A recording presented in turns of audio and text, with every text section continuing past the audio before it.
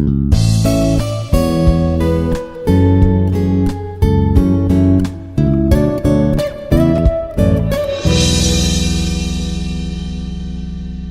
afternoon.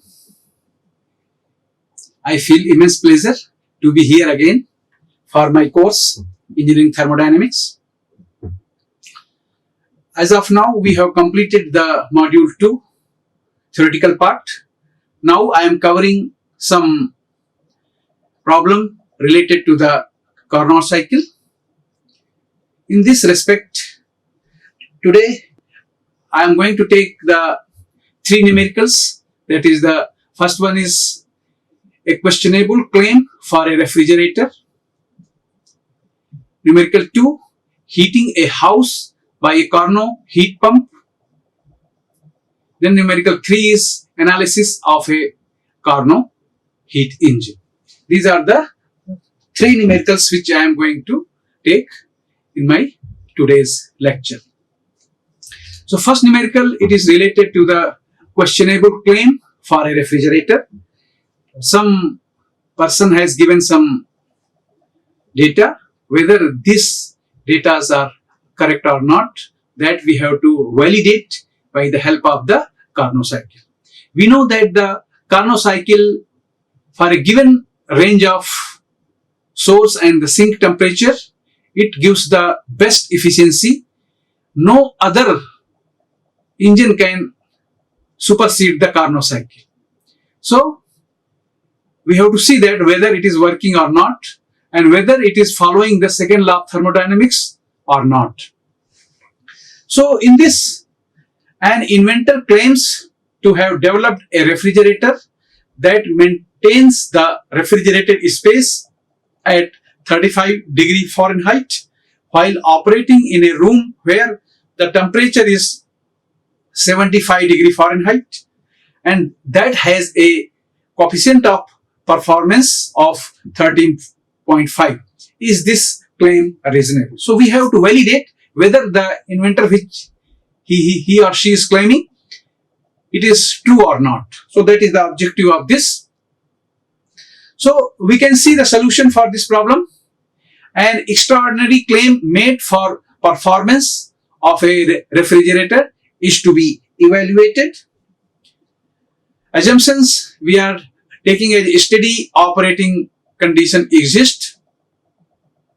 Here we can see the condition that this is the warm environment where the temperature is 75°F. There is a refrigerator and the coefficient of the performance of this refrigerator is 13.5, which is given. And here it is cool refrigerated space. The temperature of this thing is 35°C, 35°F. This we have to validate it. So we should do the analysis. The performance of this refrigerator shown in this figure can be evaluated by comparing it with a reversible refrigerator operating between the same temperature limits. So the reversible will give the best efficiency, and if the COP of the given refrigerator is more than the COP of a reversible refrigerator, then it is not true. And if it is less than that, yes, it is possible. That is the objective. So by this equation, we know that the coefficient of the performance of a refrigerator, the maximum coefficient of performance, is equal to coefficient of performance of a refrigerator in the reversible cycle, and that is 1 upon TH by TL minus 1. So here we can see that 1 upon TH by TL minus 1. So here we can add it in the Rankine cycle. So it is 75, TH is 75 plus 460 divided by 35 plus 460 Rankine minus 1. So this result is coming 12.4. But in our problem, if you see, it is given 13.5. So we have to see that here it is 12.5, but the inventor claims inventor claims that COP of his machine is 13.5. Okay, so this we have to see that discussion.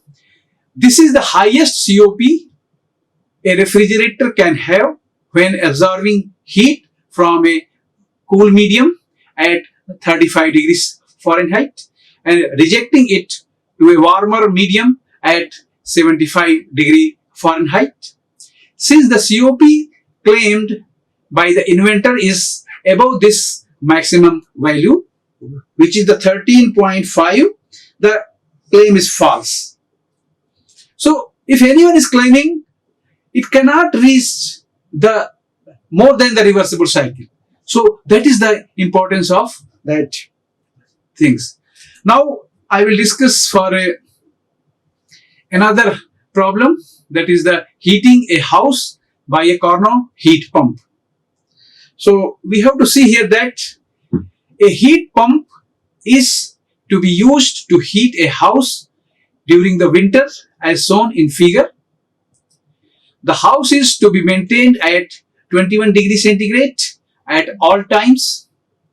The house is estimated to be losing heat at a rate of 1,35,000 kilojoule per hour when the outside temperature drop to 5 degrees centigrade.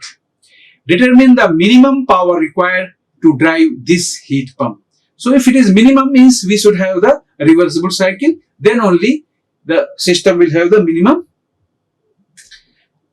work done. So this we have to find out the work net minimum. So here we have the cold outside air is minus 5 degrees centigrade. So it is here minus 5, it is not 5, it is minus 5 degrees centigrade. So determine the minimum power, and here is at 21 degrees centigrade, and the house is estimated to losing heat at a rate of 135,000 kilojoule per hour. Okay, so this we have to estimate. So here we have given the same diagram. This is the house here. The house is to be maintained at 21 degrees centigrade, and the outside of the house, the ambient is minus 5 degrees centigrade. So we have to use a heat pump.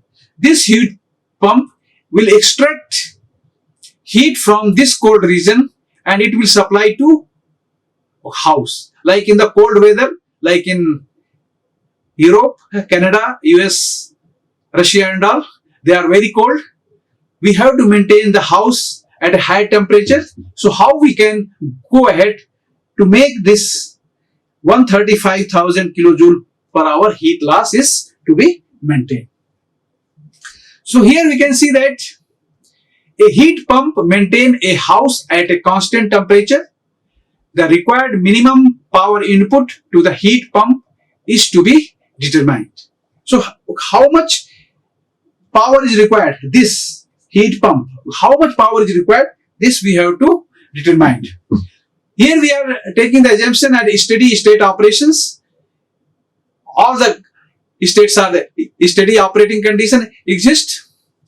Analysis, we can do the heat pump must supply heat to the house at a rate of QH.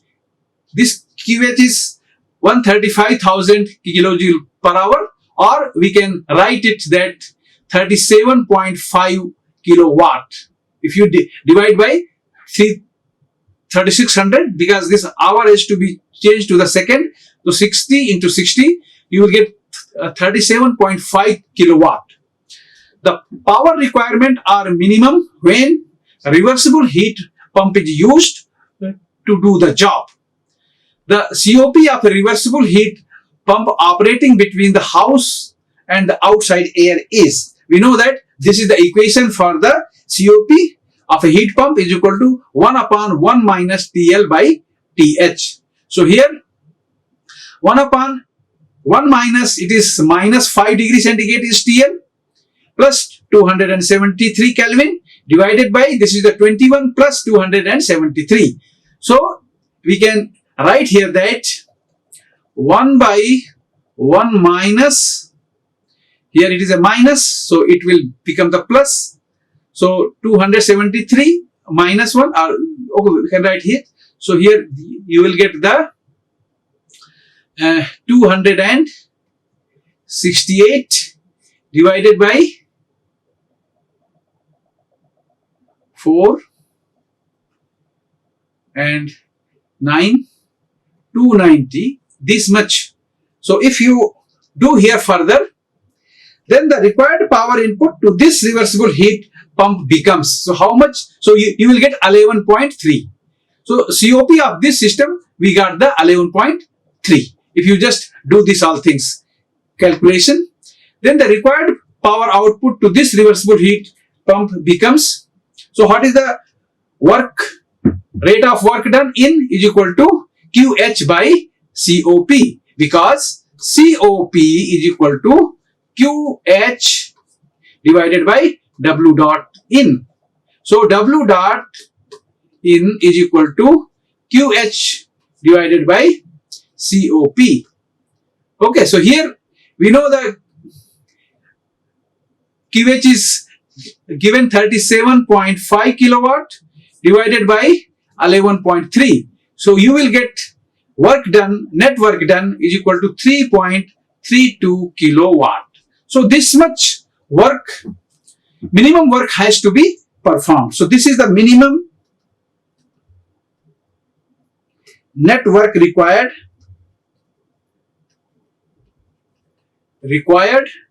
to get this condition.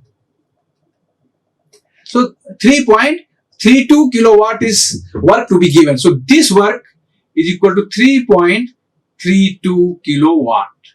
This is the work is to be supplied. Then we will get this condition when it is ideal reversible heat pump. So we can discuss this, that this reversible heat pump can meet the heating requirement of this house by consuming electrical power at a rate of 3.32 kilowatt only. If this house were to be heated by electrical resistance heater instead, the power consumption would jump up 11.3 times to 37.5 kilowatt. Okay, so that is the benefit of this refrigeration or the heat pump system.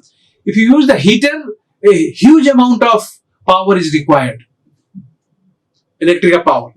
This is because in resistance heater, the electric energy is converted to heat at a 1:1 ratio. So in this, all electrical is depend upon how much kilowatt you want. So it is a 1:1 ratio, not this 11.3 times. With a heat pump, however, energy is absorbed from the outside and carried to the inside using a refrigeration cycle that consumes only 3.32 kilowatt. So that is the benefit. If you use the electrical, then 37.5 into 11.3. This much wattage are required. But in this, only this much is required. Very, very less amount. So that is the benefit of your heat pump. Notice that the heat pump does not create energy. Heat pump is not creating any energy, but it is absorbing from the outside. From the cool to the hot, it is provided by the heat pump. That is the benefit of the heat pump. And in this way, it merely transport it from one medium, the cold outdoor, to another, the warm outdoor. So these are the process. So what we have seen here, that the purpose of the heat pump is to give, with a minimum power, it should give the maximum output. We can see here that for this much 37.5 kilowatt of heat transfer, we need to have 11.3 into 37.5 kilowatt. But if you see here, we need only 3.32 kilowatt if we use the heat pump. So huge amount of benefit you are getting by using the heat pump. not by the electrical resistance which normally we use in our houses during winter season. We have one heater and heater is ignited and you will get some heat in the room. But this is very inefficient way of using. We should not use. Like a very big building, if we start using this type of heaters, a huge amount of electric energy is wasted. Instead, we should use the heat pump. That heat pump will give a very good efficiency, and with a less work done and less power required, we will get the same effect what we are getting by the use of the heaters by a very less amount of work done. Now, I will go for the numerical number 3, that is analysis of a Carnot heat engine. So here we will see that a Carnot heat engine as shown in this figure 7.48. Okay, so figure 7.48 receives 500 kilojoule of heat per cycle from a high temperature source at 652 degrees centigrade and rejects heat to a low temperature sink at 30 degrees centigrade. Determine the thermal efficiency of this Carnot engine, and B, the amount of heat rejected to the sink per cycle. So this we can see that this QH is equal to here 500 kilojoule, and the temperature is of the source, it is given the 652 degrees centigrade. The sink temperature is 30 degrees centigrade. Net work done. So we have to find out the thermal efficiency and the amount of heat rejected, QL. So we have to find out this efficiency, and the QL means heat rejected to sink, this one. Okay, so how to find out that? We will go ahead and we will find out this thing. So here the heat supplied to a Carnot heat engine is given. The thermal efficiency and the heat rejected are to be determined. So this is our objective of this question, that how to find out the efficiency of this engine and how much amount of QL is rejected. So that we have to see here. This is the diagram here. Here is a high temperature reservoir which is at the temperature of 652 degrees centigrade. Here is the QH, the heat taken from the source by this engine. Engine is Carnot engine. QH is equal to 500 kilojoule. Here we have put a reversible engine. Some work will be produced here and some heat is rejected. After the rejection of the heat, we will get the temperature of the sink is 30 degrees centigrade. So we have to do the analysis. The Carnot heat engine is a reversible heat engine, and so its efficiency can be determined from the equation below. So here we can see that the eta of this cycle is given by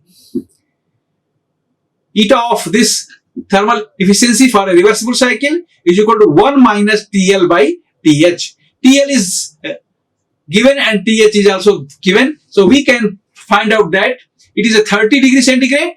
So TL is equal to 30 plus 273 Kelvin. We have to use only Kelvin in this. Any second law of thermodynamics is only using the Kelvin, not the degree centigrade. So if it is the degree centigrade, we have to change to the Kelvin, and if it is a Fahrenheit, then we have to convert to the Rankine. Okay, so TL is equal to this much and TS is equal to 652 plus 273. So here if you put this value, you will get the efficiency 0.672. This we can write as a 67.2%.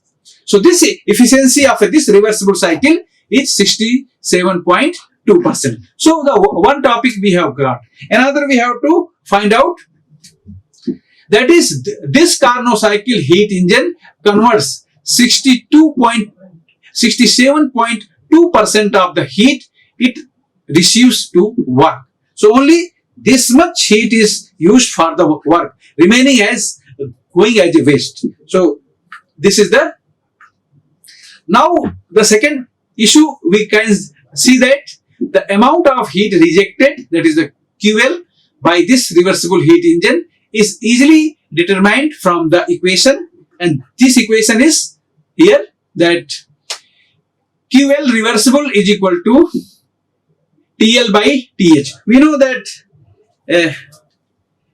Clausius inequality. So we have seen that QL by QH is equal to TL phi TH. So this we have to find out this. We know this, and we know this. Okay, so we can see here that this will be QL is equal to TL 30 plus 273 divided by 652 plus 273, both are in Kelvin, into QH is equal to 500 kilojoule. So you will get here that 164 kilojoule. So the how much heat is rejected? This heat is 164 kilojoule. So we can see here that discussion. Note that this Carnot heat engine rejects to a low temperature sink 164 kilojoule of the 500 kilojoule of heat it receives during each cycle. So how much it is used? 500 minus 164. So this will be this much kilojoule was used to get the work done by the engine. Okay, so this is the analysis for this problem. So like this we have to solve the problem and to have to understand. Now we will see in the next lecture that we will solve the numerical again 1, 2 and 3. The numerical 1 is entropy change during an isothermal process. Numerical 2 is entropy generation during heat transfer process. Number 3 is numerical problem, entropy change of a substance in a tank. This we are going to discuss in due course of time. So this today we have seen that how we can find out the efficiency of a heat pump, or how much heat is rejected, or how much work is done. These all things we have seen and how to solve this problem. And next issue or the next class we will be dealing with the entropy changes of the system. So this is the reference which I have taken from Eunice Sengel, that is Mikhail A. Boll's Thermodynamics and Engineering Approach, Tata McGraw-Hill's 7th edition. This I am following. If any questions, you are welcome to ask. My email is ydwedi@gmail.com. Okay, this is my email. You can mail me in this. Hope this will be quite good and you will be, if any questions, you can ask me. Please do subscribe and like this channel. Thank you very much. Like, share and subscribe. Hit the bell icon for more updates.